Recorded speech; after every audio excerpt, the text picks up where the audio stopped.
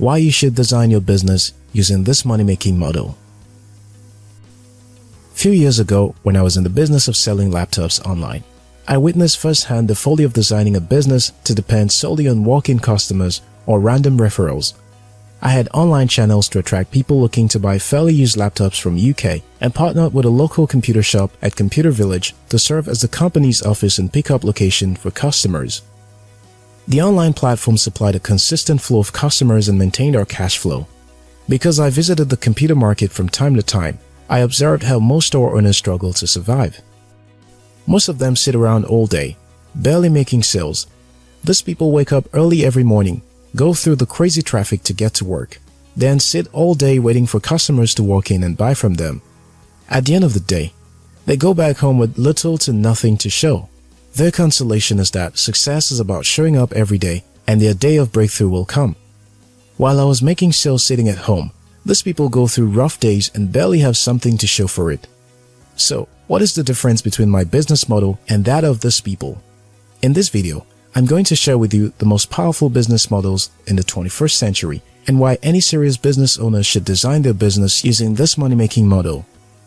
This is not a matter of choice, but a matter of whether your business will succeed or fail. Before we get to it, be sure to subscribe to After School Africa for more insightful videos like this. Design your business like this. In the past, business was largely dependent on size of real estate. You needed to build a factory, office and storage facilities, and you needed to employ a lot of workers to produce at cheaper costs to make profit. Today, the most successful companies own little real estate and physical assets. Uber is the largest taxi company in the world, but owns no taxi. Airbnb is the largest hotel company, but owns no hotel. Facebook is the largest media company in the world, but creates no content. YouTube is the largest video library in the world, but creates no content. These companies adopt the network effect, shared economy, or demand-side business model. This is the most powerful way to design businesses today, and you don't have to be Uber, YouTube, or Facebook to incorporate it into your business. It's simply the concept of building marketing into your business model. To better understand this, let's go back to my previous example of selling laptops online and compare that to the regular business in the market or across the street. My business focused on bringing together a group of people interested in a product. I quickly grew this user base to over 25,000 people, with about 30% of them within my state. The more people joined this network of potential used laptop buyers, the more valuable my business became because I could easily reach more people and sell more products. This number and the engagement also increases the possibility of trust. I typically sell off every batch of imported good within 1 month because I already have a network of potential customers. My business was focused on creating demand. Compare this to someone who rents a shop, gets a supplier and stock up, then leave demand for their product to chance. This is a supply-focused business model, and I believe it's a dangerous way to do business today. The demand-focused business model is not just about selling a product or service. It's largely about creating a market you can control by building and facilitating a network of people together. A product or service becomes more valuable when more people use it, and when these users can be brought together as a group under one platform. Create your own trade show. Have you ever been to an industry trade show? Every year, there are many industry-specific trade shows around the world.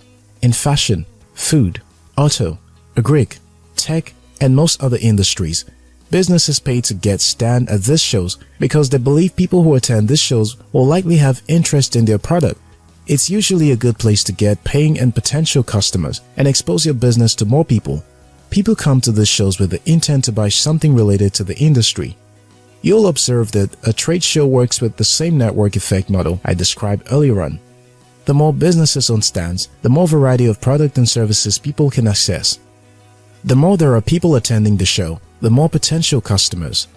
In a well-organized trade show, a business can sell more in 3 days than it does in 2 months. I have attended trade shows as a buyer and seller. In one of the shows, I attended as a seller. We sold in 7 days what would normally take 3 months to sell.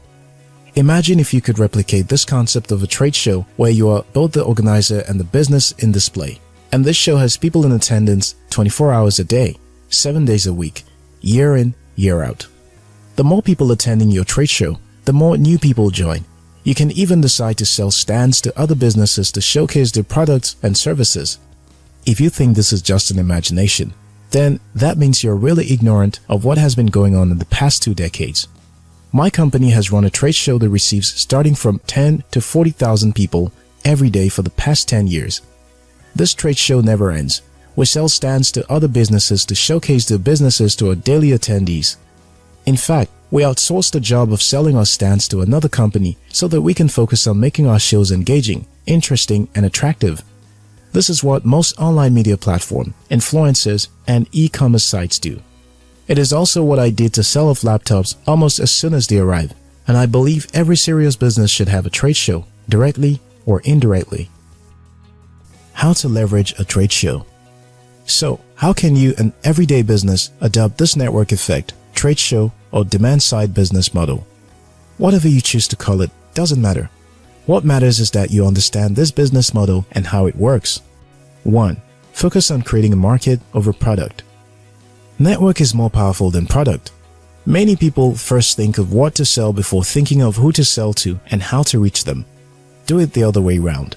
First, establish who you're going to sell to and how to reach them. For instance, if you're in the business of renting wedding gowns, your target audience will be single ladies, even if it's often the man that takes care of the bill. 2. Choose the right tool. Still using the wedding gown rental service, you want to have a network of single ladies. It could be a trade show on wedding planning tips and ideas. You can use a social media account for this. A blog or a YouTube channel would also work. This will keep you consistently in the face of people who will need your service anytime soon. Those that are not ready can recommend you to their friends. Those that have already used your service can share testimonies to encourage other people to use your service. 3. Invest to reach critical mass. Any business that wants to leverage network effect will face the difficult hurdle of attracting the initial sufficient amount of users to produce enough momentum for a network effect to take place.